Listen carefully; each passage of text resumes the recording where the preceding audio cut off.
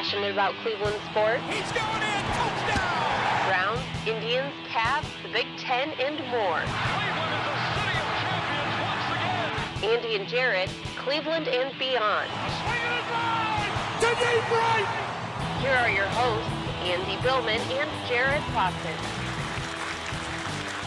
Hey, what's up, everybody? Andy and Jarid, Cleveland and beyond. He's Andy Billman. I'm Jarid Watson, and we're going to recap Cleveland Browns.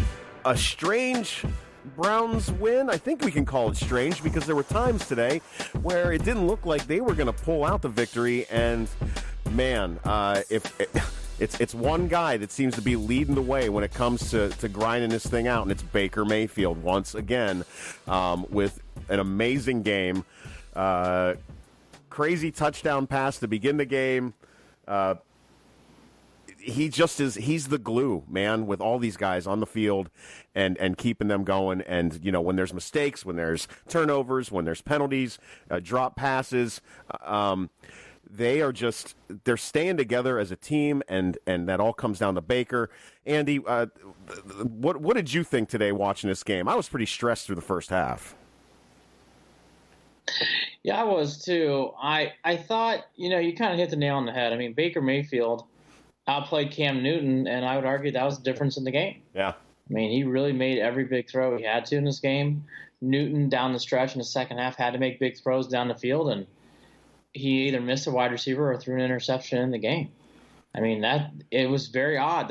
We're usually in the reverse position, but not in this case. And I'll tell you, the Panthers came right out the gate. Really showed McCaffrey off. He did a nice job. The Panthers did getting the ball right down the field, but Baker really is, the glue. He's everything. You never want to put everything on the quarterback at times, but you have to, in this case, in this game. He was everything. Baker Mayfield won this game for the Browns.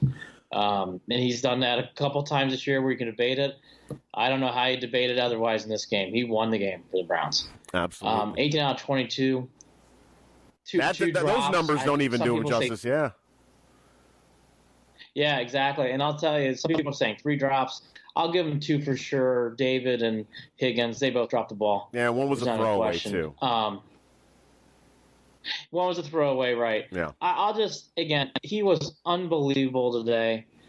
When the Panthers scored like that, to come right out and throw the ball to Perriman, the way he did, and I'm jumping all over the place, but Perriman's another guy. You got to keep him happy. He has become a nice little nugget for this team. Really plays well in big spots. But Baker was the difference today. Whether he's throwing the ball deep, whether he's throwing the ball short, every throw he had to make, Baker made. There was no drop off between halves. He was just as sharp in the second half. In fact, it wasn't for a turnover by Landry. I think Baker would have had better numbers. He really in the third quarter, the Browns were never on the field. Third quarter was rather frustrating. But it was a grinding quarter, and the Browns gutted it out. I'll say the third quarter was a quarter in this game. You kind of feel the game slipping away, but they gutted it out. They somehow stay alive, and you could just feel after that the Browns had a real chance not only to keep the game close but win the game, and they did. The other guy, too, who had his moment there with the fumble. Landry was very good today, honestly. He had 2 strong carries. Both were huge plays. One was a touchdown, and the other one set up the game-winning touchdown to Chubb. So Landry really had some moments. I have no idea what he was thinking, keeping the ball with one hand on that fumble play. He knows better. I was stunned when I saw that replay, and he was palming the ball with one hand, running the ball around. It's just asking the ball to get stripped, and it did. The pass attempt, that goes on everybody. Freddie Kitchens drew it up, so I'm not going to be too hard on Landry there. Yeah. But, that was we all agree. What are they got to stop doing that. I know. I'm not going to get too much on him today because I like what Freddie Kitchens does on offense.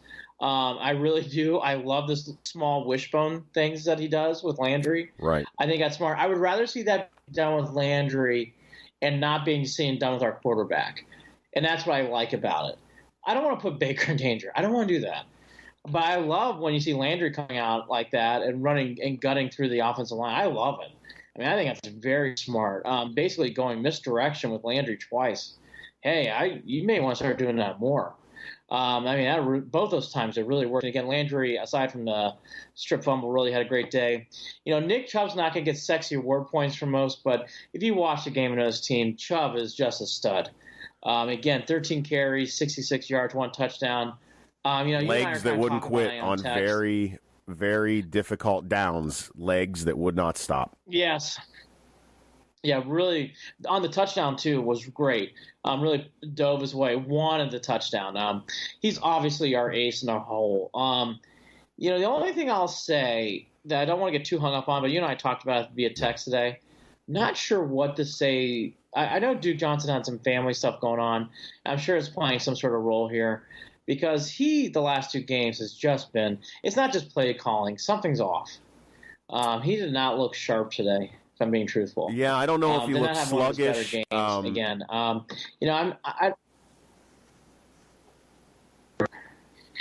Did you lose me there, Andy? I apologize. And anyone who's watching right now, we may have some technical issues with our audio. Yes, yes, we are. It's like raining. It's like raining down. Are you back now? I think I'm here. Am I here? You are here. I hear you now. Nice and clear. But going back, Duke Johnson really is going to have to figure out some. I don't want to get too harpish on it because I can see now Chubb can handle all this stuff. But at some point, someone's going to have to. Maybe it's Landry on what I was seeing here today. But this whole thing with Nick Chubb doing everything as a running back, don't know if that can last. But so far, so good. We mentioned Perryman. I know Higgins had and it was a terrible fumble. By the way, Luke Kuechly, he's great, right? For the Panthers, I was really impressed with Luke Kuechly today. He's a very not that I would think opposite, but I thought Higgins, even in that moment, I thought it was great that he had a big bounce back catch. You fumble the ball away, you can put your head down and pout. That's something we saw in the past from Browns. I'll mention Greg Little especially. Greg Little comes to mind immediately. Oh, yes. Every time he would make a mistake, I just made me gag. Out. Oh, yeah, you remember those moments where Greg Little do something and all right, we'll see Greg Little next year. I mean, not only will he not be in this game today, he will not have a moment anymore. But, it was nice to see that from Higgins. So, you can see these things starting to develop. I know a lot of people today after the game had a lot to comment on the offensive line. I'm going to say they did not have their best day, but I didn't think they played poorly either. I know Greg Robinson had a hard time. He had a lot of penalties again today. He's obviously a lot of holds. J.C. Tretter's injury is also playing part in this, in my opinion. I know today was the first time there's a lot of comments from people who were at the game saying you could see Tretter really having a hard time getting off the field. I've learned over the years when you have someone like that, and I think Tretter is that. I'll tell you guys, I think he's that important that they're making him play. Because I think if they had someone who could fill that role, Jared, I don't think he'd be playing right now. Well, this is the first time. This is the first time that we've seen a Browns team where players are fighting to stay on the field, Andy, and it's because it's not just Tretter that's hurt right now. There's guys, the torn biceps. There's other issues that are going on. There's a lot of hurt going on with these guys, and they're fighting to be out on the field. And that's just something that guys don't ever come to Cleveland and do. No, agreed. Again, more the Greg Little moments, but not really today. The game was very, now going back to the game itself, very intense game. The things that really did get to me, though, we were talking about more positive. Here's some things that, obviously that kept the game close. Penalties and turnovers again today were both, I thought, negatives for Browns. Yeah. I thought what also though helped the Browns is Carolina shot themselves in the foot with bad penalties in big moments in this game. It felt like Carolina at one point in the third quarter was going to take the game over, and they just had penalty after penalty after penalty that just really slowed the drive down, and they ended up just getting a field goal. I thought that was key in this game. And the turnovers again, I don't want to freak out yet, but we've had a couple games now where turnovers were pretty decisive. The Texans and the Panthers, aside from that late pick by Cam Newton, it was pretty much one-sided. Can't keep living on the edge like that. need to get that back on your side. So they went 1-1 here. They lost the Texans. They beat the Panthers. I don't know how many more times, Jared, this team can survive not winning the turnover column. Yeah, poor decisions with the ball seem to be the issue with the turnovers today, and that's something that I think Greg Williams is going to lose his mind over this week. I mean, the picks last week were difficult, but that was something that Baker had to overcome on his own, and he did in the second half of that game. Because if you talk about the first half of this game and the second half of that game, you're talking like 530 yards passing for Baker. So he figured it out and fixed it. Now we just need those guys. And again, it comes down to, I told you when we did the preview for this game, keep your eye on the turnovers and the penalties and see if they grew. And I don't know that they necessarily did. They still look like at times like a sloppy young team that needs to get their S together, and it just is going to be the nature of this beast. Can they hold it together though, when it counts, which is going to be primetime football next coming week? We'll get to that obviously in a little bit, but man, you have to tighten that up. You have to. And the turnovers today came from Landry and Higgins. Those are guys I'm not expecting to make those turnovers. Yeah, exactly. You can't get too angry at Higgins. Higgins has produced on a very consistent basis when he hasn't been injured this entire season. So I'm not going to tear him apart. It was difficult to watch him take his eyes off what would have been a touchdown on the incompletion fault. But he'll get over that. The next play, as Baker says, what's the most important play is the next play. Well, right, and by the way, Higgins bounced back even after his drop. Right. I mean, after his fumble. I'm sorry. So I think I agree with you. And by the way, Luke Kuechly made a great play on Higgins. I thought he exposed the ball and he poked it out and had it in the wrong hand. Mm-hmm. Landry was ridiculous. I don't know what Landry was thinking, palming the ball with one hand. Yeah, you cannot do that. DUM dumb. Do that. I mean, if you palm the ball in one hand and you're swinging in the towards the sideline, I mean, you're going to get the ball stripped. You better be poking that ball over the goal line if you got to do that. That's the only time I want to see that arm reached out with a ball. Yes. We mentioned this starting in the second half of the Bengals game. We saw this again against the Texans. And then today in the first half, it got a little better in the second, but boy, tackling. I don't know what's really going on with that side of the ball. I could tell in the third quarter they did a better job. I thought it wore out by the fourth again. So I guess I'll say they did tackle for the third. I thought third quarter tackling was pretty solid. First, second, and fourth. Woof. There was a lot of lean moments. And yes, I know McCaffrey's good, but my gosh, I thought we made him look good on certain plays. And the thing that I texted you that I saw, which they're probably will point out in those moments, I saw Browns pull up in moments where they could have made a tackle to get more, to not necessarily make make a tackle or stop up whatever, but I'm saying to get yards for first downs. I saw that a couple times, Jared, and well, I don't know. I mean, the only thing I can there's only. The cold weather, I'd say that's the only thing. Not that I'm looking for excuses for these guys, but this is the coldest game they played in this season, right? I mean, maybe that played into it. I can't. That's the only thing I've got, Andy. There's no other excuse. Not that that's even a good excuse. Where I saw issues today early on, it was driving me nuts, and that I felt was the biggest problem was on linebacker play. I felt like they were that especially Jamie Collins did not have a good day today. It didn't seem. That's a really good point. I'm glad you mentioned him. He stood out. I actually thought for the first time all year, Schobert played well in the second half. I thought Schobert did not play well. No, he missed tackles. He was out of place it was weird. Joe Schobert had a really weird first half. Again, he cleaned up in the second half, because I did not notice in the second half. But boy, in the first half, he looked weird too. The thing I don't want to make this into a whole podcast, but I will make a note. They're going to have to again attack and get a couple more linebackers or defensive tackles, guys that are inside the tackle, not ends so much, but tackles. I mean, the Browns really need to do a better job in the interior of this defense. I see the secondary is well improved. I think if you have Denzel Ward back there, I think it's actually top 5 in secondaries that I've seen all year. But when it comes to what you're mentioning, linebacker, which I agree, you can tell when Schobert didn't play well, it was like a disease with the other guys on the team. And again, I don't see the interior of the Browns making plays, defensive tackles. I'm just not seeing that throughout the year. Not seeing it. Not seeing it. Well, another big thing in this game too, Jared. Go for it. What are you going to say? No, because I don't want to cut you off. I think you might be going to where I'm going. So go ahead. No, well, I'm going to time of possession. Yeah, that was brutal. I don't want to harp on this. Yeah, I knew you were. This is becoming my new pet peeve on this team. I don't want to make this a thing because I think time of possession sometimes can be really overplayed, and frankly, the Browns won today, so time of possession did not decide the game clearly. But again, 10 minutes of difference, Jared. That's striking.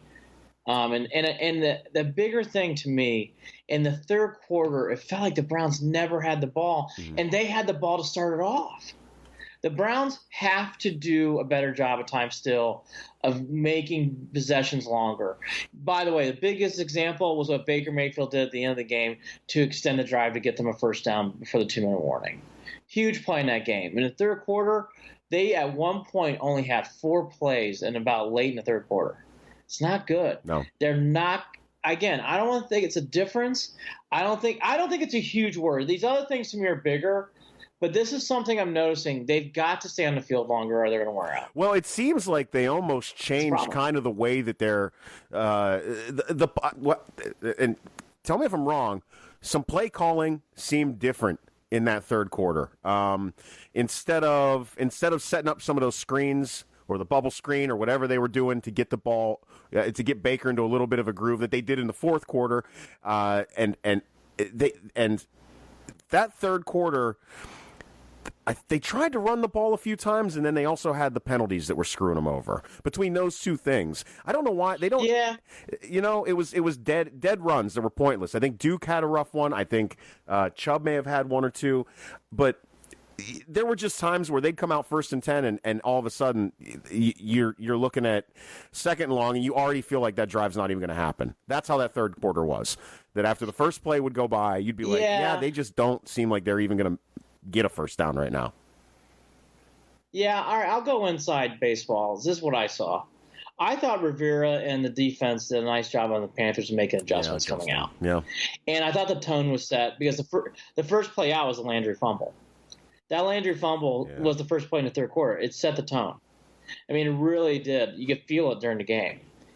But I thought the Browns did a nice job. I was going to bring this up. I thought the Browns did a nice job of making adjustments themselves going into the fourth quarter. I think that fumble really threw off the Browns. And that happens in sports. That fumble was damning. It didn't cost them a game, but it really affected how things were going.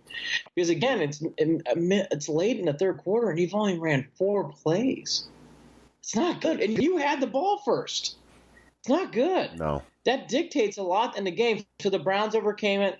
They figured some things out. But I thought Rivera and that crew did a nice job of making adjustments. And honestly, you know what saved them? The Browns that was the one quarter that the Browns tackled well. And honestly, it probably saved them the game. Yeah. Well, it really did. Let me ask you this, Andy. Let's talk about something that'll put a smile on both of our faces. Do you know who the all-time single-season sack record holder for the Cleveland Browns is? I'm guessing it's not Michael Dean Perry. So who was the no, record not Michael holder Dean for the Browns? It's got to be Myles Garrett. No, not yet. It's Reggie Camp in '84. Reggie Camp in '84 had 14 sacks. Jameer Miller in 2001 had 13. And Clay Matthews in '84 had 12. But Myles Garrett sitting right now, 12 and a half sacks. Myles Garrett is well on his way as a rookie to being the all-time Cleveland Browns single-season sack leader. Yeah, I mean, you knew I was going to bring this up. I've not been hard on Garrett, but I've obviously been a little overcritical, and I think that's fair. He's number 1 pick overall. Yeah, I know some people on Twitter do not agree, but that's okay. I will say this, though. His last 2 games have been his best games I've seen him play. And I thought today he was great. I thought today he really stood out. there were times where that poor tackle for the Panthers just looked hopeless, trying to stop Garrett to the ball.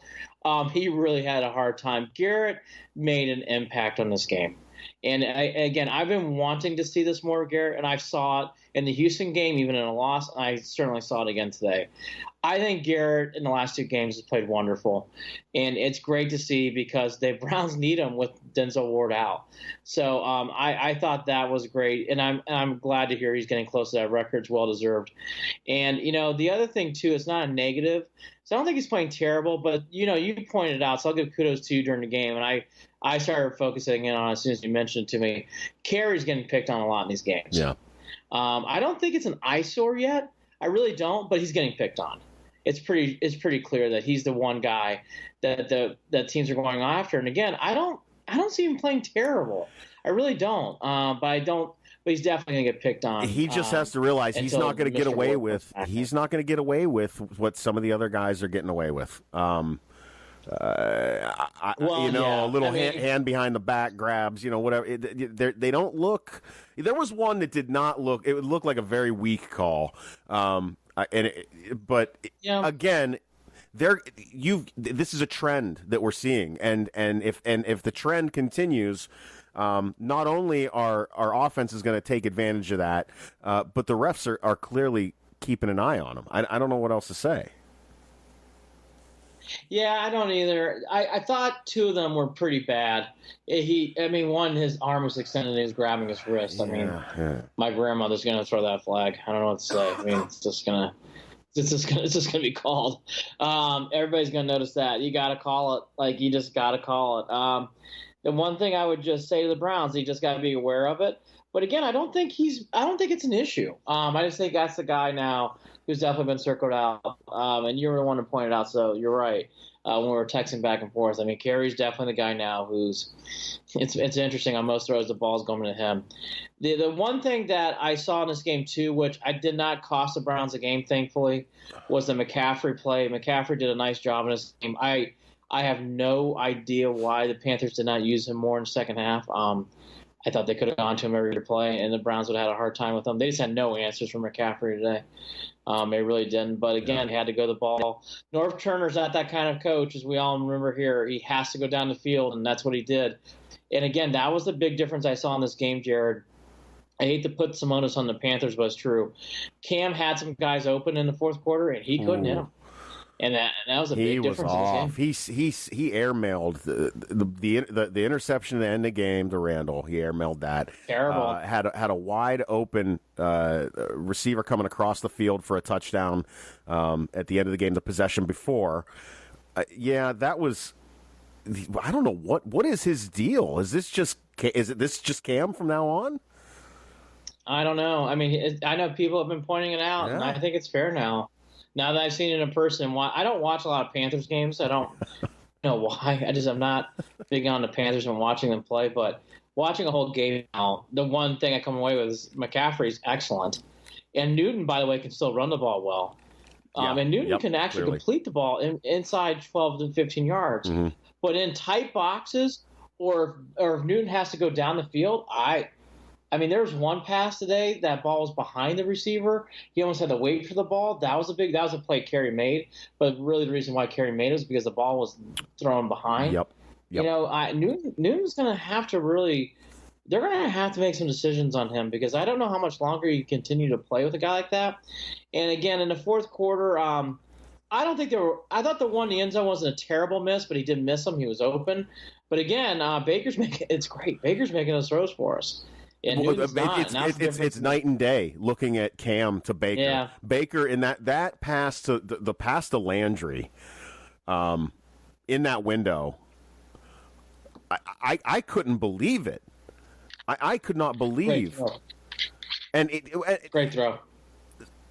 Oh, it's mind blowing. I don't know. I've been waiting a long. I've been waiting 19 years for this, Santy. My goodness. Time. And I'll tell you, that throw at the end of the game for Newton, throwing the name Cody Kessler, Charlie Fry. What was that guy's name? That one guy escapes me. We didn't make a lot of throws like that. Got a Kaiser.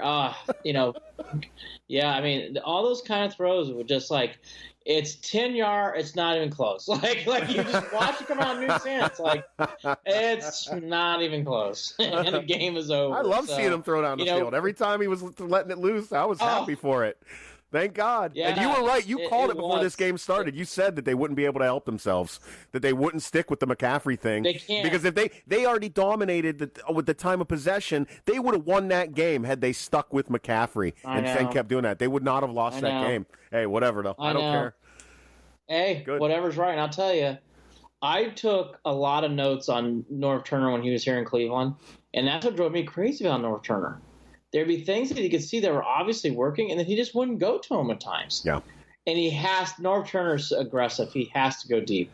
He has to. It's just in his blood. And by the way, thank God you did.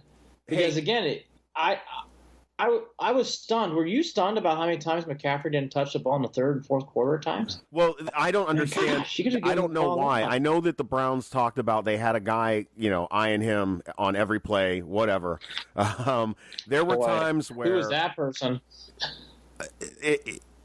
All Cam had to do was dump McCaffrey the ball. I mean, yeah. I don't get it. I don't know. I don't know how we're watching that game and can see it, and coaches on the sidelines just don't like. It's right there for you. In the middle of the third quarter to about the last drive when they drove down the field, I don't remember McCaffrey touching the ball. I don't. It was amazing. By the way, great. Hey, keep him off. Too good. Too good. I mean, it was becoming one of those games again. It reminded me, here's the difference. The Saints kept going to Kamara, and I think that kind of helped them win the game. And the Panthers, for some reason, in that pocket during the game, did not go to him. But, hey, with that said, the Browns win. And, again, Baker Mayfield was really the star of the show. I mean, you can't sugarcoat it. He was. And then your supporting actors were Landry, even with the fumble, and Nick Chubb. Both were very good today. You have some other odds and ends. And, again, Perriman, you're going to have to sign that guy to a contract next year. Oh, yeah. I mean, and again, it's a change of scenery. It's a new chance at life, and he is taking full advantage of that. Yeah. I guess Baker looked at him and just basically said before he didn't know he was that play was coming, but he told him on the route, you better turn on the Jets, and that's all he said to him. And that was it. And so he did. Hey. And by the way, that's Rashad Perriman's longest touchdown catch of his career, 66 yards. Or longest catch of his career, and it was yards, rather. Sorry. Yeah, I mean, it was great. A wonderful display. Two things else, and then I want to hit on special teams before we. I wasn't going to let you finish because there's a strange stat in there for Greg Joseph. He hits 40-plus field goals and misses an extra point. Like what is going on with that? I wrote this text too, and I mean it. It's nothing against the everybody who works on special teams, and Brian probably works very hard. Yeah. And I think I'm sure Greg Joseph's a nice guy. Yep. And I'm not saying he may not be back this year. So Zane Gonzalez. Let me just say, but I'll tell you right now, the special teams on the Browns need to be blown up, brought in again, and blown up again, just to make sure all the germs are gone. Because I've never seen a special teams like this where every special teams is mind-numbingly nervous. Yeah. Whether it's Peppers catching the ball and punts, to whether it's what I saw today from Greg Joseph had to force the first kickoff out of bounds. Had to force him out of bounds. He was the only one. There were like 5 missed tackles on the kickoff to start the game. I know. And it came down to Greg Joseph. I know. Like what? I know. Your kicker can't be making that tackle to start the game. No, and you're right, he did. And you know what? You're right, he did. You're right. I remember that too. You're right. So look, I mean, I don't know. I'll tell you, I've never. I was trying to remember all my days. I'm like, I don't remember ever special teams being this nerve-wracking. Every time as special teams play, I'm like, oh gosh. Yeah. I'm like, okay, let's just hold on. Yeah. Oh, we fair caught it. All right. Yeah. Woo! Yeah. I mean, Peppers caught a punt up on his shoulder, it looked like, too. The one that made me nervous. I know. Again, they're nice people. It just needs to be blown up and tried again. This is not working. All that said, Myles Garrett is the other guy I really want to put a shining star on. His last 2 games, especially in my book, were his best. I thought today he was outstanding again. He was causing havoc. And that's the thing that I've been wanting to see more of, and I'm seeing it now. I did not notice it as much this year. And by the way, no offsides penalties in these last 2 games. Yeah. Just saying. No pre-snap. Just saying. Yeah. Just saying. Today would have also been so I think if they could have got through the game without allowing a sack today, would have been the first time since I believe 88 that they would have gone 4 games straight without allowing a sack. Unfortunately, it didn't go that way, but still, there's a lot to be proud of. Oh no, I thought so too. Again, I was seeing a lot of Twitter comments that were hard on the Browns O-line, and again, I didn't think they played great. I didn't. This is the first time they played okay, but I didn't think they played poorly. Like I'll point you to some games this year. I thought the Browns offensive line played poorly. This was not one of them. I did not think they played that bad. The other, so all that said, kudos to Greg Williams and Freddie Kitchens and the gang. They get another win. They keep their hopes alive, maybe being the coach and the offensive coordinator next year. Time will tell on that. I don't know how much you want to do on that today, Jared, but I will say I think they're fainting hopes. I still think that loss last week was hard.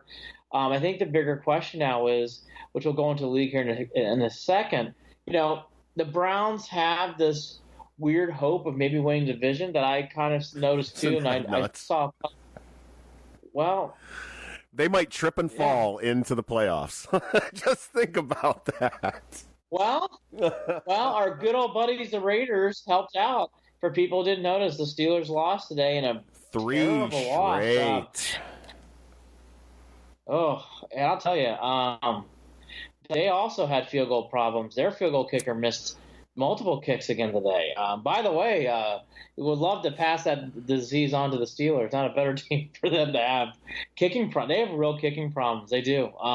It's actually just about as dire as the Browns. Yeah. They had a kick block. And they missed another field goal today. So, the Steelers now come into this last week, and the Ravens lost to the Chiefs. Chiefs had a great comeback win. Should have won in regulation, but they missed a field goal kick to win the game. But they came back and won anyways on a field goal kick, ironically. I just think, before we harp back on the Steelers, here's the reason why I'm not going to spend too much on the Ravens, because obviously the Ravens still have a far better record than the Browns. I think Lamar Jackson, you're starting to see, he's a good player. Love his running ability, but he got hit hard today against the Chiefs, and he's starting to get knocked around. I don't know how much longer that's going to last. He's a nice guy. It reminds me a lot of RG3, Jared, when RG3 had a wonderful rookie year for the Redskins, and then he had just absolutely hit so hard against the Seahawks in that playoff game. And really, he's never been the same. Lamar Jackson, you're starting to see those hits. Well, I mean, you can only scramble for. The Ravens, let's see, the Buccaneers are a weird team. They show up sometimes, they don't show up on other times. They showed up for half a game today and then disappeared. The Saints are just that good, so. But the Saints have even had their moments. So let's see what happens in that Buccaneers game next week. I don't know. I told you earlier, I really hope that the Browns give me a reason to want to go to that game at the end of the season at M&T. I really do. Well, I think it's getting closer. I think the Ravens will split these next 2, which means the Browns have an opportunity if they went out to have a better record than the Ravens. Yeah. So keep that in mind. That's why I'm going to move forward. I know their second game in between the Browns and Bucs is a tough game. I think it's a road game. I want to say it's the Chargers. It is the Chargers. Look that up. Yeah, so I think that's a tough game for the Ravens. So I think they'll split these next 2. Pittsburgh, they really missed the opportunity. Their next 2 games are the Patriots, who are coming off a bizarre loss to the Dolphins, and then in New Orleans, which that game could be for home field advantage for New Orleans in 2 weeks. That's it. the Steelers are really up against it all of a sudden. And then they end the year against the Bengals. But, I've been doing the math, and Jared and I were doing this before I came on. Now, look, the Browns have to win in Denver, and we'll close on that. And that's not easy. But if the Browns can win these next two, and even with the Steelers beating the Bengals in the last week and the Browns went out, the Browns would have the tiebreaker advantage over the Steelers to win the division. Say that again. It's there for their taking. They would have the tiebreakers over the Ravens to win the division. Even if the Steelers do lose these last two games and they beat the Bengals in the last game, which I think you got to figure they would at home, the Browns would win the tiebreakers and win the division. Well, there's a very real chance that could happen. What? It's in play. Are the Steelers? Is there bad blood internally finally coming to roost for them? Is that, or is it the injuries that are hurting? A combination, because that team has been. You sense them on the downward trend even before the season started this year, and they somehow have been able to overcome that and stay in first place in the division for most of the season. So. It seems like now, when the going's getting even tougher here, they're not able to keep it together and take the wins that they should. There's no reason they should ever have lost to the Raiders. Yeah, Roethlisberger had to come out in this game at a certain point. I think he came back in late to make that throw. I think it's a combination of things. I actually think, though, is we've experienced it's laughable, but when your field goal kicker misses field goal kicks, it can really, as we experienced in the Saints game, it can really affect you. And the Steelers have that problem right now. And on top of it, they're not getting enough from other people that they're used to getting it from. Le'Veon Bell not being there, I think, has finally caught up with them. I do agree with you.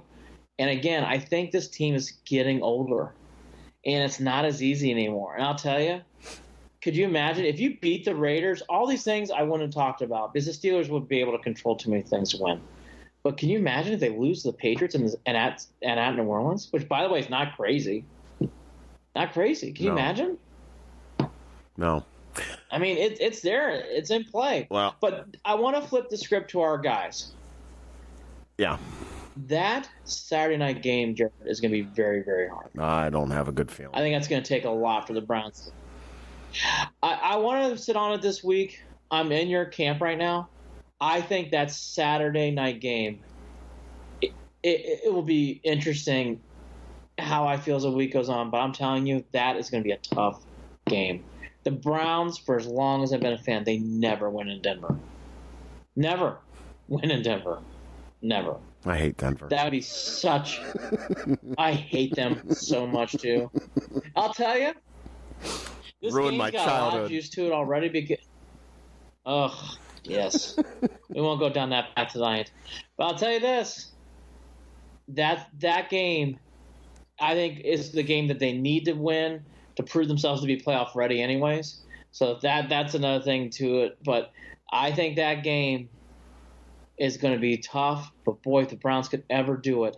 And they can. I will say it's winnable. It's not impossible. It's winnable. It's just going to take every bit of effort. I get the feeling, Jared, that game, I will say this, I think that game comes right down the wire. Right down the final second. Don't you think? I don't think it'll be a blowout one way or the other. No.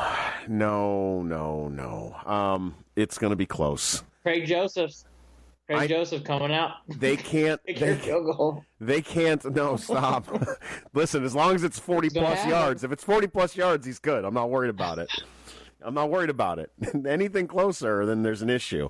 So I don't know. I know that we're gonna do a preview show, later on in the week. But if I have to think about this, what I think it's going to come down to is how they come out.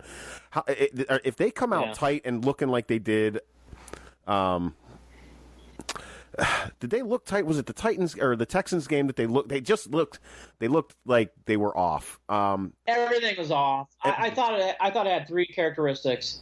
Houston was really that good and really on fire.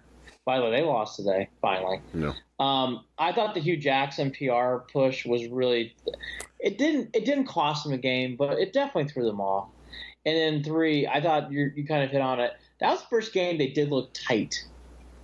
Hopefully that will get them more ready for the Denver game. Well, I think that they'll be able to play Denver's loose. not as good as the Texans.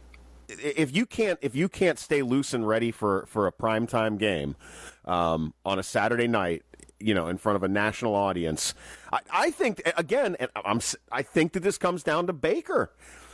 And I think that this is a time where he wants to shine.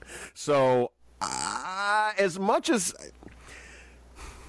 I don't know, that makes me feel a little bit better when you think about it. When all the lights are on, he wants. No, I think it's a big game. It's a big game, but I would have felt this way anyways. But with what happened today in the Steelers-Raiders game, it's not crazy now to think the Browns can do this, only because the Steelers have to. And I'll repeat this too, though. I will not have a good vibe if the Steelers beat the Patriots on Sunday. The Steelers need to lose these next 2 games. Well, they are possibly going to have James Conner back, for Week 15. So that's kind of a bummer. But the Patriots are coming off a loss today that was shocking. They call it already. It's already called the Miracle in Miami. A game that they shouldn't even have lost. No, they shouldn't have. But I'll tell you, it'll be interesting to see. But again, I think the Steelers will beat them. I'm going to be just proactive. They'll beat the Bengals in the last week. They have to. So they got to lose these next 2. I think they got to lose these next 2. But I think that's very possible. Because I think the Saints, I guess you can kind of guess my vibe. I think next week's game is a big, big, big, big, big game if you're a Steelers fan. I think it's your season. Because if you lose that game, there's a lot of Steelers fans on social media already losing their minds, thinking that it's over now. They've already jumped ship. I'm seeing it. Fans. I know. I hear you. I wouldn't jump ship yet. No, but I'd get the lifeboat ready because I know what they're thinking. I'd get the lifeboat ready. No, because you know what? We can always end up having another crazy 350-yard passing, miracle touchdown, game-winning drive from Ben Roethlisberger. Like we've seen it. We know. Oh, well, right. Well, you have to think the Steelers have to get up for this. It's a 4:25 game. Pats Steelers, CBS, big game. It's a juicy game of next week, in my opinion. Yep. The Steelers will be up for that game. But the Patriots will, too, as they just lost. And the Patriots need that game. And I think that they'll love to rub their nose in it if they can. Kind of in the same fashion that they did with the Chiefs this year. Oh, the Chiefs are the team this year? Yeah, we got that. That's the Patriots. That's the Belichick way. I know. Again, it's a big. We should pause there, as we'll do more of that on Friday. Again, a great win for the Browns. So proud of Baker Mayfield, Nick Chubb, Myles Garrett, all the boys. Those guys really come to mind. They really stood out today. And in Landry, even with the fumble, Landry had a wonderful day. And I give Freddie Kitchens a lot of credit. I thought he did a nice job calling the offense. The defense did just enough to win the game. And that's sometimes what it takes. And that's what happened here today. Another stat from Baker Mayfield. He 8 different receivers, and I think he's done that almost in every game that he started. He spreads the ball around like no other. Yeah. Spreads the ball around like no other. No, he's great at that. When Orson Charles caught the ball, I was like, what? How did Baker even – where's Orson Charles? What? Okay. I know. Okay. Does the ball. Like he finds a way to get the ball. And we also, this is another thing where we're talking about Jarvis. We've been waiting for Jarvis and for Baker to kind of get their rhythm, and they're starting to, especially on those rollouts. Especially when Baker's rolling out, you usually see Jarvis hitting towards the sideline to for a 15, 20-yard catch downfield. So I think that they're starting to click, obviously. Oh, the Landry they're starting to really hum. Let's go quickly around the league. Yeah. And I just want to hit on. Actually, we'll probably hit on most of these games here real quick. So this was a great lineup, actually, as it turned out to be. I'll start with this game. It sounds like a clunker, but I thought it was interesting. Sam Darnold who we don't think about here in Cleveland because Baker's really taken over. Darnold had his first great game. I thought it was a Jet. He came back with a fourth quarter comeback to beat the Bills. That was a great win for Sam Darnold and the Jets. You don't want to harp too much on that. So both teams are 4-9, but I thought that was a nice little touch if you're a Jets fan out there. Rodgers, of course, they reemerged in that game. Jared, real quick, we're not Falcons fans by any means. They needed that. They stopped the bleeding. Boy, there's a talk about panic in Pittsburgh. There's a freak out going on social media with the Packers. No. With that said, if you're a Falcons fan, I know I'd feel this way. Are we ready to fire Dan Quinn? Because I would be. I think you have to. I think you have to too. Because this is an underperforming team, and it's not going to get any better. So, no. Julio Jones 106 and 2 touchdowns, and you lose the game. Boy, Falcons are in trouble. That is going to be a big, interesting offseason because again, they can't. It's not a quick fix. They really can't rebuild. It's just Falcons are a mess. They're going to have to really think about what they're going to do with the head coach. Yeah. Ravens, as we discussed, they had a lead. They had a lead late. Mahomes made a fan. Watch the highlights, man. Mahomes made a sick pass to Hill and then followed it up with another sick touchdown pass. Okay, Baker's really good. Mahomes is really good too. He is just nasty good. The Chiefs had a chance to win in regulation, but as we mentioned, they had a field goal kick go awry. The bigger thing I took out of this game from a Browns perspective is the Chiefs hung on in overtime. I think the Lamar Jackson thing is already starting to get a little worried. He really got beat up. He did not finish the game in overtime. No. Don't know how much longer the Ravens can press on with. I know Flacco. It's very weird. It sounds like Flacco was healthy? ? But RG3 came in the game late. By the way, RG3 threw a game. I'm not exaggerating. He threw a great pass that was not caught. Looked like it was pass interference in the game. I give kudos to RG3. Came off cold off the bench and make a great throw to end the game. Just didn't get caught, and then the penalty wasn't called. But I think it's going to be interesting to see what the Ravens do here because there's definitely a growing momentum for Lamar Jackson. But if you watch that game and you know in your heart of hearts, do you really think Lamar Jackson can keep doing this? I don't know. I say no. No, because you know what happens in this league. You can't play that style of football and not end up losing your head at some point. It's gonna happen. I think the Ravens have an interesting road. That is hard because you're not just doing it for the last 3 games, but you're really making decisions for next year. It's tricky. The Ravens are in really a tight wedge there. Yeah. We kind of mentioned it. The Dolphins won on a miracle play.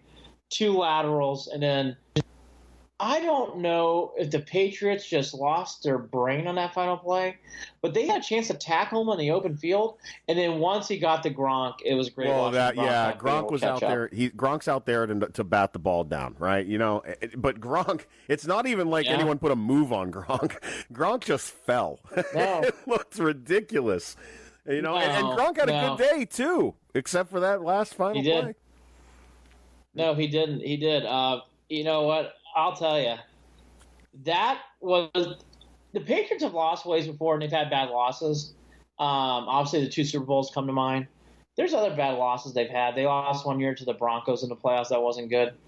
I'll tell you what, though, this was the worst one I've seen under Brady and Belichick, as I can remember. Is it me, or am I wrong? They've struggled in Miami for a while now, haven't they? Hasn't Miami made a game out of this? Yeah. Yes, they won. This is 5 out of the last 6 years they've won in Miami. The Dolphins have. It's Pats, but makes no sense. That was none. So the Pats, again, they come into that game, the Steelers needing some wins to get at least a home game in the playoffs. Right now, by the way, it is really teed up nicely for the Chiefs to have home field throughout. We'll see if they can complete it. The Chiefs definitely look like a different team without Hunt in the backfield. By the way, it shows. It'll be interesting to see if the Chiefs can continue to win it. Yeah.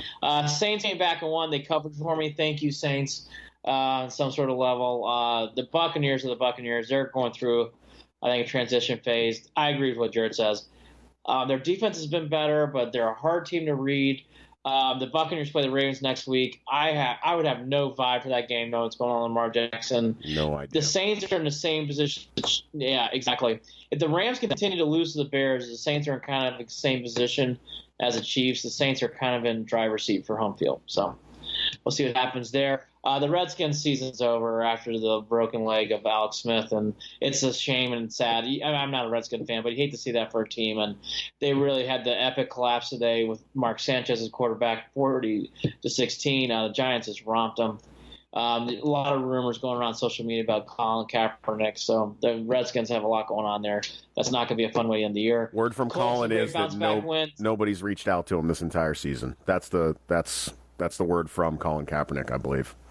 Not one team, so I don't know. I don't know if it's going to happen or not. Well, the Redskins, I think you're at that point. I would give them a call. I would give them a call. You can't go with this Mark Sanchez thing much longer. It's going to get embarrassed. You got embarrassed today by the Giants. Can't do it. You got to make a phone call. They got to make a phone call. You know what, though? I don't know that Colin wants to play. And maybe he doesn't want to play for a team called the Redskins either for obvious reasons, too. You know? That could play into it. I won't go down those roads as I don't know. But I will say the Redskins, knowing that Colt McCoy's out, knowing that Alex Smith's out, you should give Colin Kaepernick a call. Yep. You need a quarterback, man. This Mark Sanchez thing, that was the biggest eye-opening score in the first half. I'm like, it is 34-0. Like, Jesus. I don't think Mark Sanchez is working out. Okay, well, that's their problem, not ours. Redskins are on their way out. Giants are just picking up victories here to play for next year. Colts with a great bounce-back win. I had my eye on this game, but obviously I was paying attention to us. The Colts really playing well after a bounce-back loss to the Jags. Texans finally had to cool off at some point, and the Colts have always had the Texans number, and that continues. Even earlier this year, they lost in overtime to the Colts. The Texans beat the Colts in overtime, but Colts have always had their number, and they did here again today. The Chargers gutted out a win. They were down late. They came back and won. I'll give this. I can't stand watching the Bengals. I don't watch them play, but I've got to figure Jarid, that quarterback, is playing, is doing a decent job. They've been in these games. They're not winning them, but they've been competitive. Well, and I know what you talked about. There's no reason why the Steelers shouldn't beat the Bengals at the end of the season, but divisional game, chip on your shoulder. Bengals, could play the spoiler. I think that game is up in the air at this point. Not crazy to say that. We kind of touched on the 49ers. We play the Broncos next week, so we'll save that for Friday. Cowboys was another crazy ending. Back and forth. And then it was a fun game to watch. And at the very end, in fact, I was watching Purdue basketball. My boys were like, change it back to the Cowboy game. Like, but I want to see what's going on at Purdue. But we end up watching more of the Cowboys game at times. But anyways, the Cowboys with an interesting victory as Amari Cooper. Boy, I'll tell you what. He did not play this well for the Raiders, so I'm not the only ones. I've seen other people write this. But I'll tell you what, this is the Amari Cooper who played the first year and a half in Oakland. 217 and 3 touchdowns. My God. And that game-winning touchdown for him to stay on that ball was ridiculous. Yeah, Yeah. Are you wishing we had him now? Yeah. Oh yeah. Yeah. With that said, actually, I'll be honest, Perriman's been nice. Perriman's been a nice pickup, but yeah, Amari Cooper, his career is resurrected. And you know what? And kudos to the Cowboys. It's not easy giving a number 1 pick for a wide receiver who's been debating about his effort level. So, again, kudos to the Cowboys, and they are for real. Zeke looked great today, too. Wavelength. He had some tough runs. He got hit hard in this game. Yeah. Eagles really were playing hard in this game. I don't want to go down this tangent yet, but I thought Carson Wentz looked better as the game went on. He had a nice fourth quarter drive. I'm interested to see how his year ends out and see how he plays next year. I want to hold judgment, but I thought he's had an interesting – he had a devastating injury too. But anyways, you get where I'm going. I want to see how Wentz plays next year. Yeah. That's my comment. I'm interested to see how that plays out because I don't think the Eagles are going to make the playoffs at this point. We touched upon the Raiders game. Again, field goal kicking to injuries. The Steelers had a Browns type of loss that we had earlier in the year with Hugh Jackson. That's what I saw in this game. The Steelers had a really bad loss. They are now going to have to win in one of these next two, in my opinion. I think I really do. Forgetting the Browns, I think they have to win one of these next two, and they play against New England and at New Orleans. I want to be on that. I want to be on that plane ride home with them. I would love to be on that plane ride home with them. Do you think Boswell's on there, the field goal kickers? I don't. I mean, that was that was a devastating loss. And for whatever reason in life, you always get certain vibes and whatever. And I'll end on this note for the NFL. The Rams just don't do well in cold weather, and they're in Chicago tonight, and they're down 15-6. Yep. I am not surprised about this score. I just had a feeling about this game, like, oh, Chicago in December for the Rams, not good. Not good. Yeah. I mean, the Bears have put together a good season, so I'm not surprised either. I don't see this changing. You're already at the end of the third quarter. I think that the Bears are going to hold on to this one. I do too. Yeah. I do too. So we kind of touched upon the Browns. Interesting enough, never thought this would come up tonight. We talked playoffs even maybe. So we'll do that more on Friday and leave it for that. Cleveland Indians. Changing quickly over to the Indians. There's a great article I kind of sent to you that I would suggest people to read. Buster Only wrote a wonderful article, and for one reason or the other, he really focused on the Indians and a lot of his topics. So here's a couple of things that kind of came up here and there that I want to credit Buster Only for in this article. So the trade rumors, I checked everything. Jared, I'm sure you did too. I did not see anything for Bauer or Kluber that had more traction other than just real rumors. No, that's it. I didn't see anything. That's all I saw. But the one thing that is starting to come out that I started hearing too on Saturday night, that you and I touched upon on Saturday morning, it's starting to become more and more that teams are expecting that Bauer is going to be the one traded and not Kluber. And that's starting to become more. That's starting to gain more and more steam here as we get into Vegas. And what are we thinking with that? That the Indians know what they're going to have out of Kluber more so than what they would get out of Bauer this coming season? Yes. Yeah. Yes. And the temptation lies Bauer's younger and he keeps progressing. It's tempting. And that is tempting in any kind of athlete. It's still more of a gamble. I like the idea of not gambling because it would make me feel better about some of the moves they've already made. That they still have their eye on the prize. That's what I'm taking away from that conversation. No, agreed. And Bauer's, and again, people will see it both ways too, depending on the organization you are with. But Bauer is definitely getting more traction now to be traded rather than Kluber, which I think we both agree. I think that's better. It's really, forget the Bauer personality thing, which we can get into all the time. And, he's definitely feisty and all that. That's more a me stuff. thing anyways. That's me complaining about him. That's all that is. I mean, he is. And you always need an A.J. Brzezinski, a Brian Cardinal, these guys in life. I like guys. You need one of those guys on your team. They can drive you crazy too. Yeah. And Bauer certainly does both those things, no matter what aisle he's sitting on, his temperament or his drones or his analytics or whatever. But, Kluber really is a more proven commodity. Hell, the guy's won 2 Cy Youngs. I mean, come on. So it's nothing against Bauer. It's just Kluber's more proven. But, when you really read into the article, I thought he made a great point. People got to remember, too, you have Shane Bieber, Clevenger, Carrasco, which we'll get to in a second, and either Bauer or Kluber, knowing you have Salazar, knowing you have Cody Anderson, knowing you have other guys. Cody Anderson hasn't pitched in a year and a half, but his Tommy John surgery rehab's now complete, so he's going to be a game again. You just have guys back there who can go as that's your 5th, by the way. I just think the Indians are thinking right here. I think the time is right to trade one of these two guys. You need to get a bat in there. I think the time's right. I do. I think the time's right. It's risky. You've got to agree with them on this because, a bat is definitely needed. And I don't know. What are you doing though? Are you packaging? Are we still packaging Kipnis in on this? Or are we hoping that Kipnis has a little turnaround on the field at the plate rather, or both? I think what they need to be careful is don't be greedy. And what I mean by that is don't compensate a trade for someone to take on Kipnis. Get the best for your deal for your pitcher, okay? And if you have to eat some contract, eat some contract. Yeah. That's the way I look at it. And I hate to talk business, but I'm being truthful. You cannot downgrade a trade for even Trevor Bauer if you're adding Kipnis and that trades you one less good prospect. Don't do it. Can't do it. Can't.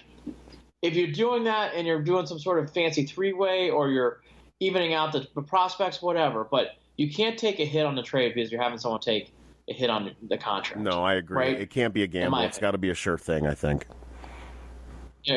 And to what you said, anything in the 7, 8, or 9 would be great for a bat. Anything. Left, center, right, to me, no difference. Just get someone who can hit, who can play one of those positions. Yep.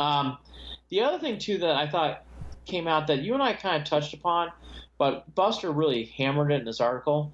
The Carrasco play here, I guess what I learned from reading this article is Carrasco not only has shown a want to be in Cleveland, he reached out to the Indians personally when he heard about these trade rumors. Proactive. Saying, hey, can I? Yeah. I for everybody out there, I was always been a Carrasco fan. I am now a huge fan after this article because Carrasco's all in on Cleveland. Wonderful to see. Cookie's now signed through 2023. The last year's a club option, by the way, which is, boy, who does that as a free agent pitcher with leverage? So Carrasco is so all in on the Indians, and all that signals is he is going to be here. He will not be traded. Wow. So if you read any articles out there that mentions Carrasco, they are false. He's not going anywhere. No, I hope it's contagious in the clubhouse. I do too. I want that family feeling again that we had 2 years ago. You know, I felt like it was missing a little bit last year, and Carrasco is going to play a big part into that. Frankie Lindor is going to have to take a bigger leadership role this coming year too. Well, you're right, and I'll tell you, Carrasco really set the tone with this. That says a lot about a guy when you do something like that. So Carrasco, kudos. And even Antonetti made a comment saying he understands and appreciates what he did there. Mm-hmm. So, again, for Carrasco to read these articles, have his agents reach out to the Indians out of nowhere saying, hey, can we talk about a contract extension? So I don't want to be traded. I mean, if you don't think Carlos Carrasco's here for the long run, you are drinking the wrong juice, man. Because this kid's all in. So I thought that was a really nice article. Again, Buster only. I would read it. I think it's a great read. It'll make you feel better about what's going on next year for the Tribe. Also, the other thing you kind of read in between the lines there, obviously the Indians are very feeling good about taking hits in their starting pitching and still thinking they can win the division. So obviously the Indians are a thing that kind of passed quietly, but I thought it was a big deal. Larry Doby's going to be honored by the U.S. Senate. The American League's first black players, we all know, is getting the Congressional Gold Medal. That was very cool. I love that. Very cool thing they're doing that for Larry. I do too. So Doby's getting a lot more press, which is cool. I meant to touch upon this on Saturday, and I got lost. Luis Valbuena and that car accident. I apologize. Hey, Andy. I want to give this part some justice, and you cut out a little bit, so I want to make sure that everyone hears. I didn't want of all times to cut out. I didn't really want it to cut out over this portion of the show. So go ahead again. No. Yeah, no worries. So Luis Valbuena, who kind of came in with the Indians at a time when they were still they were in the wedge years, and Luis did not hit the ball very well, but I remember him playing. I don't know if you remember him, Jared, but I remember Valbuena coming up, and briefly. It's really come out now that he really got it was terrible what happened here in Venezuela. He and Jose Castillo were both killed in a car crash. And basically what's been found out is bandits, they're basically calling, which is a proper term, through things on the highway to have them stop. That's what forced the crash and Caracas. And then they robbed them while they were laying there dead or dying. So just so sad to hear. And again, I follow the Indians religiously, and I just remember Luis Valbuena coming up for the Indians. And again, he didn't stay here for very long, but he was his first real team to come up with was the Tribe. It just didn't work out. So he couldn't really hit the ball a lot, but he always played nice, always had a smile on his face, and I just thought that was a sad story. I felt bad for Luis Valbuena. Oh, it's awful, and we've had these tragedies happen with former players and players that were on the team, over the past 30 years, and it's never and this is no easy. Hate to hear it's that terrible. Stuff. No, it is, and it is. Like I said, I just remember Luis. He had a great smile on his face, and you hate to hear things like that, obviously. So, all condolences go out to Luis Valbuena and Castillo's family, and hopefully, just terrible to hear that stuff still goes on. But scary stuff there. And then finally, on another note, Mike Napoli officially announced his retirement on Saturday. Yep. So he's now, which we kind of knew, but now it's official that he stepped down. He wrote a nice note to the fans on there. And, for how much Mike only played one season, I never saw an Indian make a louder thump than Mike Napoli with his T-shirts and his Party at Napoli's. That was the first thing I told my wife the other day when he retired. Because she's not an Indians fan, and she still remembers that. How funny is that? Yes, there is a lot of ladies who remember Mike Napoli. Not for that reason. No, not for that reason. Damn it, maybe. Let's just say what am I missing here? Son of a... No wonder she remembered. All I've been told from people who know, and I was never invited, but boy, I would love to have been invited a couple times. Napoli was known to throw great parties, and let's just say that he had a fun time up there with who knows what was going on. But Mike seems like a very good guy. I've seen some of the girls that he's dated over the years. Yeah, he's party at Napoli's, brother. I'll just leave it at that. Party at Napoli's. Yeah, it was not a phrase. It was for what I've been told. These are all rumors. It was a lifestyle. Nothing. Definitely a lifestyle, and I love that. I think that stuff's cool. I think that stuff really makes life fun. So, kudos to Napoli. Glad to hear he is retiring in a nice way. And again, he was a nice ball player. You know what? Until that September, he was such a fantastic player for the Indians in 16. Really just ran out of gas. Felt terrible for the guy. Just did not have any power left. He went to Texas next year, then retired this year. So kudos to Mike Napoli. And I've been told this, though, too. He's such a nice guy. So hopefully he has a nice retirement. And he wrote a really nice letter to the fans. People should go check that out. So more on the Indians, I think, this week. I think the note here to leave, Jared, is I would be so – I actually can say this. I would be surprised by the end of Thursday, which is when the meetings wrap up, that one of those two will not be traded. I think the Indians are going to make a trade by Thursday. I do. Okay. I do. I'm looking forward to it. I know how I hope it goes. Cleveland Cavaliers. Yep. We'll have to see. The Cavs, not a lot here to harp on, but there's a few quick thoughts. So I did watch the game on Saturday night. Sexton almost had 30 points. This jump shot's really improved as the year goes on. So kudos to him on that. It's not the smoothest looking jump shot, but it goes in. That's all that matters. He scored almost 30 on the Saturday night win against the Wizards.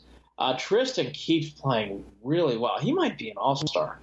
20 and 20 almost on Saturday night. He was one rebound away from 20 rebounds. I'll tell you, Jared, Tristan Thompson, I don't want to go too far down this road tonight because I want to see another week or two. Yeah. But it's getting to the point where I wouldn't be surprised if NBA teams are calling the Cavs about Tristan. What do you do about that, though?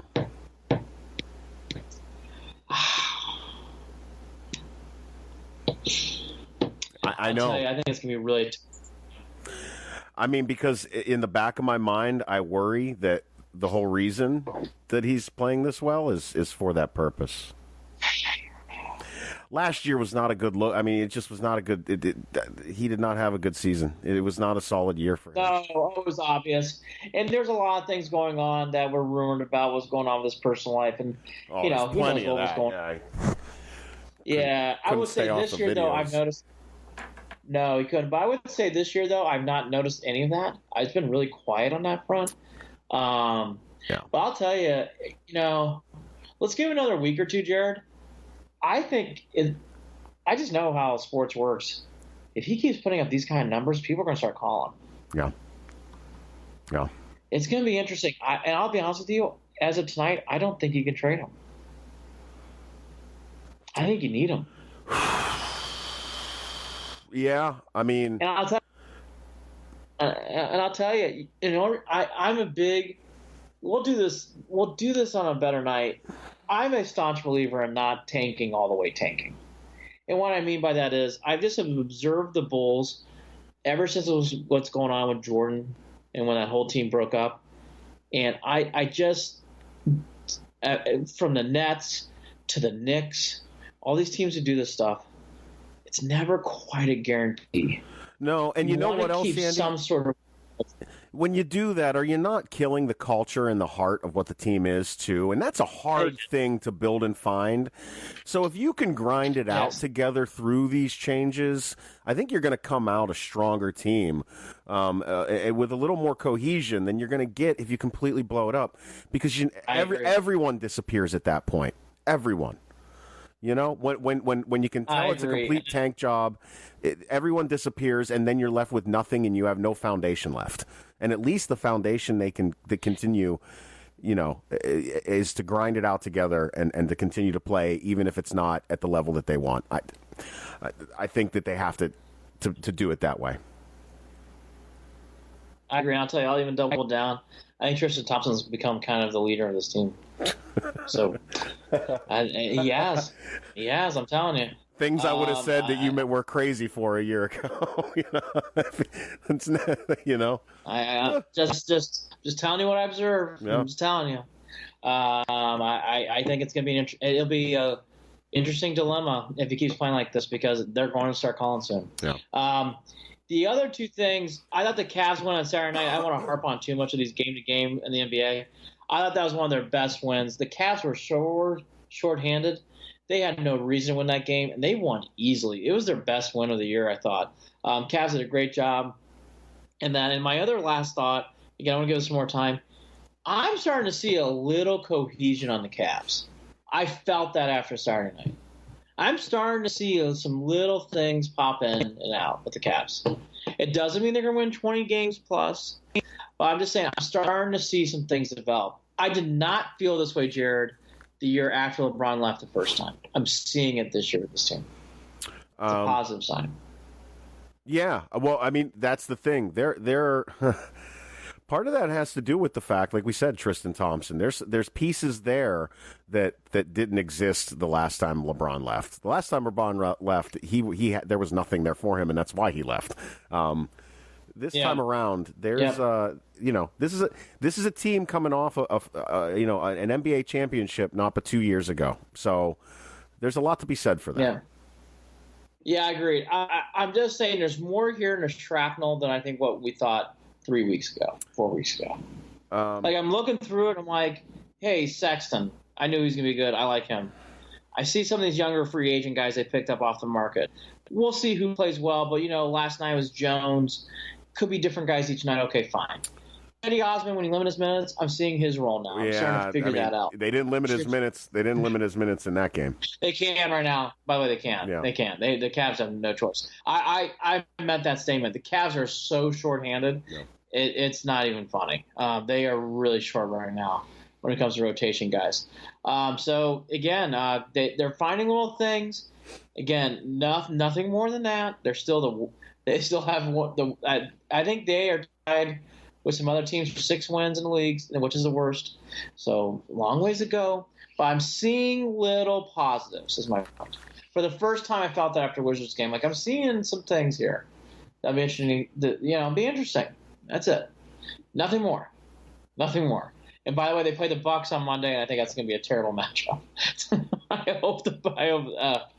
I think that back to reality kind of thing. But anyways, a good win on Saturday night for what that's worth. Yeah, there's no way they're beating the Bucks. That's not happening. Yeah, no. If they do, holy cow, we're all going to Vegas and betting the Browns to beat the Broncos. Okay, to wrap up a few things here, I kind of did a hodgepodge of topics. After talking with Hersh Walker, I did not realize how much the voters were feeling this was a close matchup, and I would have voted Tua, but, Kyler Murray won for Oklahoma. Back-to-back Oklahoma quarterbacks winning the Heisman Trophy. I don't want to go too much on a rant on this, as I thought Kyler Murray was a very important part. He had a great year. This was one of the closest Heisman votes ever, Jared. Mm-hmm. So that tells you how the room was split. So it wasn't like I'm crazy either. It was very close. In fact, it was so stretched. You felt bad for Haskins. Haskins was a distant third when it came to voting, and that's not Haskins' fault. It's an honor to be going to those things. But so Kyler Murray wins. I would have given it to Tua. I get why Kyler Murray win, because he was the face. He was the reason to drive. We're not crazy. We saw what happened in the SEC championship game. We know Hurts can come in and do the same thing, but I'll let you tee it up from there. So I know you were on Kyler Murray there towards the end, but I wasn't surprised for it. I wasn't surprised. I had a feeling it was going to be Kyler Murray. If you're just looking at the paper, if you're looking on paper, Kyler Murray. Well, you're right. Kyler Murray, if you're just going by paper, Dwayne Haskins should have had more votes than that. But I never thought that Dwayne had a chance. There's there are a lot of blind Buckeye fans that think it's ridiculous that he didn't win it. I cannot be a part of that camp. Look, Haskins' last 3 games were wonderful, but Haskins had some struggles. He's got growing to do. He is not polished. He is not there. Yes. And by the way, I'll tell you what, he had his flattest moment against Nebraska, and that kid bounced up and played gutty the rest of the year. Yeah. Gutty after that Nebraska game. Yeah. I mean, that game, I was really getting to the point, I'm like, I am actually starting to sway here. Because I saw in Haskins, I thought it was the Penn State game, the Maryland, Michigan, and the Northwestern wins will always stick out to me. But does that mean you should win the Heisman? I've seen all these guys play. I'm telling you, Kyler Murray and Tua, they were just a level better than Haskins. That's not a slight. It's just being honest. Well, what I want to figure out is, like I said, I'm not surprised about Kyler Murray winning. You're talking about somebody. There's a lot of hype behind a kid who's a 2-sport athlete as well. There's that flashiness that goes with it. Tua didn't have the greatest game in the world, the last 2 games of the season. I think that probably hurt him as well. So it does not surprise me that this is how it went down. I thought that the early voting gave Tua a better chance at winning it. But it turns out that it didn't work out that way. And what my bigger question as a Buckeyes fan is, what does Dwayne Haskins do? What is his decision? I think he needs another year. Tell someone what to do. I do too. I'll just leave it at that. I would go back. Yeah. But I understand the money, and I want to understand you're starting your professional career. Yep. And I'm not in those shoes. Yep. With that said, I'd come back to college. Yep. I don't know. Also, we'll see. And Kyler might not even play football. He might end up playing baseball only. Who knows? You know what's so funny? It's already coming leaking out that he might play. Yeah. You know why? Because now he's starting to get hyped as maybe this is the second coming of Baker Mayfield. Who does Baker Mayfield play for? We already know. So it's great that the Browns actually have the quarterback where people are saying maybe he's the next Baker. Think about that. It's a great time to be a Browns fan. Even for tonight, it's a great time to be a Browns fan. Yep. So Kyler Murray wins. This was kind of a quiet story, but I wanted to bring it up because there's a lot of Indians on it. There's this Baseball Hall of Fame committee that selects players too, along with the writers. They selected Harold Bainsley Smith. That's not the news story here. What I found to be interesting is that Albert Bell, Hershiser, Charlie Emanuel, and Joe Carter, all Indians at one point, were on that list, and none of them made it. Is anything shocking? I mean, Lee Smith is a good player. I don't know about Hall of Famer. I always thought Harold Baines was a Hall of Famer, so I'm not surprised there. Is there any names in there you would rotate out that was former Indians that put in for Lee Smith and Baines? Oh boy, I would look hard on Hershiser and Carter. Bell's never gonna get the benefit of the doubt on any of these because of his off the field incidents. He's just gonna be that way for him. Yeah, I agree. Steinbrenner also is on this list, by the way, George Steinbrenner. I'm kind of with you. Hershiser's got a wonderful record with the Dodgers that really does not get shined enough. He had a very long career, and Joe Carter had I think it's a Blue Jays thing, but Joe Carter's home run is still one of the more memorable moments I remember in the World Series. Yep. And he was a wonderful Indian too. So I'm with you on those two. Bell's numbers are outstanding. You hit it perfectly in the head. There's nothing to add. I really like Charlie Emanuel a lot. I just don't know if he's on that list, to be honest with you. But I'm glad. Charlie's such a nice guy. I'm glad to see him get mentioned now. Yes, he is. So anyway, they're very, very nice man. So anyways, that's the latest on that. Jim Harbaugh says, hell no, I'm not going to the NFL. I thought that was awkward. So I didn't think he was being rumored. But okay. I shared it today, and I said, good. Good. Stay in Michigan, please. I thought the other interesting thing is the timing of this when it was the week of Urban Meyer leaving Ohio State. Just saying. I thought that was interesting timing. Yeah. That Harbaugh. I don't think it's a coincidence. I'll just leave it at that. So Harbaugh's not going to the NFL, staying in Michigan. And a couple other quick ins and outs of sports. Gonzaga did lose to Tennessee. Didn't watch a second of it because I was watching the Browns game, and then I was following up with other things to do. If you want a player out there to watch who's really good, who's not on the radar in the Big Ten, Admiral Schofield. I saw him play in person last year for the Volunteers. I think he's one of those guys who might go in the second round of the NBA draft, but I think he's very good. Really? Admiral Schofield, watch him. Okay. Fun player to watch, big dude, plays hard. He sticks out in these games. He's going to be one of those names you're going to start hearing a lot of. I don't know where he goes in the draft board. I don't pay attention to that stuff as much in the NBA.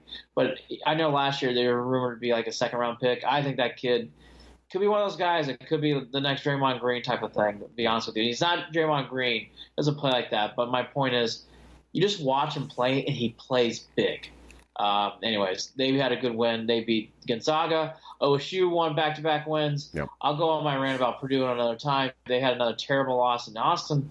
The Boilermakers basketball team is really frustrating me. So I'll help the podcast numbers by not talking about that too much.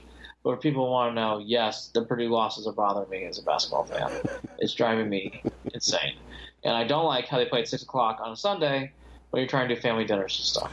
Please schedule your games around me. That'd be great. Thank you. You've got real scheduling issues with this year's college basketball lineup. I am not a fan of these 3 o'clock on Saturday, NFL Sunday. So I wanted to watch Gonzaga, Tennessee. I would have watched that game.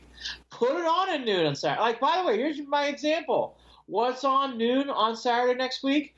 Villanova, Kansas. I'll watch the whole game. Can't wait. Can't wait.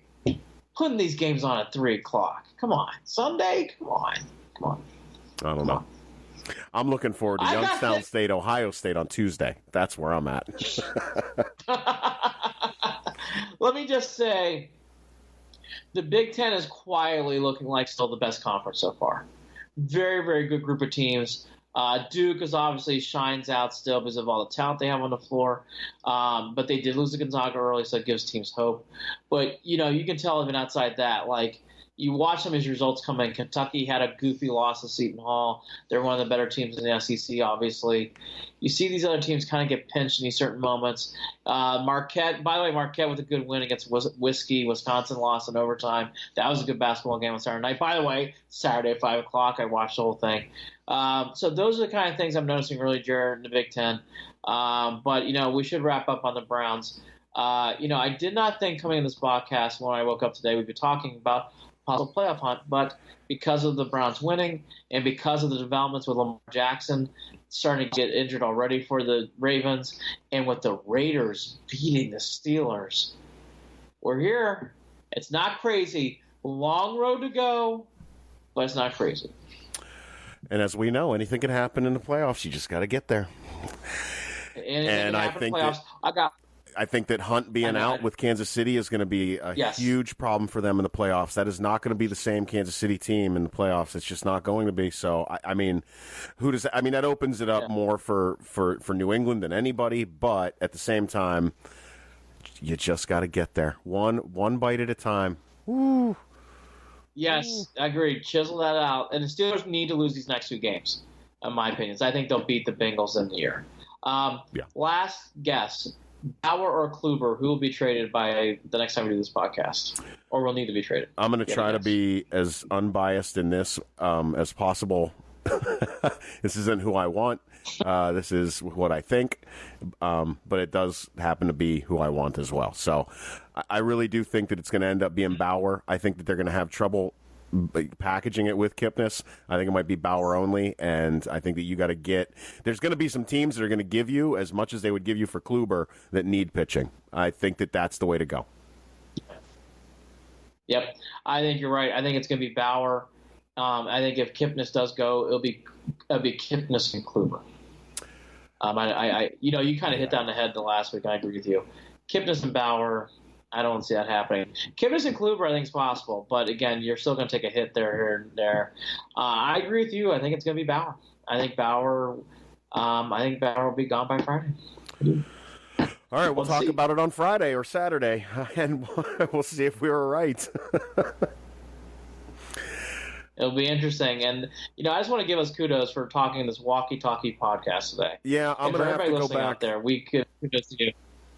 I'm going to have to go back when I edit this podcast and take a listen to see if I can pinpoint where, depending on how wonky I sound right now, where it comes from. Because anyone who watches on Facebook, I have headphones on. I'm monitoring audio, but it's Andy's only. My audio does not cut through here.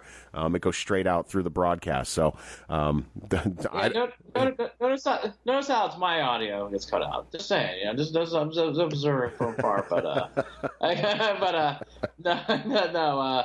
I do want to end on I'm the best at this podcast. I love to end the show 3 different times, but I'll end on the 3rd time here. It's all right. I'm so excited about this game Saturday night against Denver. So excited about this game. So excited. I would have been excited anyways. I am now on pins and needles excited because we won't know what's going on with the Steelers game yet. And that game on Saturday night's got a lot of juice. Yeah, I think I'm going to turn it into an in-home tailgate this coming Saturday. So that's the way I'll do it. And I think I'm going to do my famous wings. And then hopefully pull out a Browns win. I'll leave it at that. Andy, let's enjoy this win and catch up throughout the week, and we'll get ready for Saturday night. He's Andy Billman. I'm Jared Watson. This is Andy and Jared, Cleveland and beyond. And go Browns, folks. We're still in the hunt. Take care. Have a great night or day. Say night when it's a podcast. I don't know what the hell I'm talking about. Take care.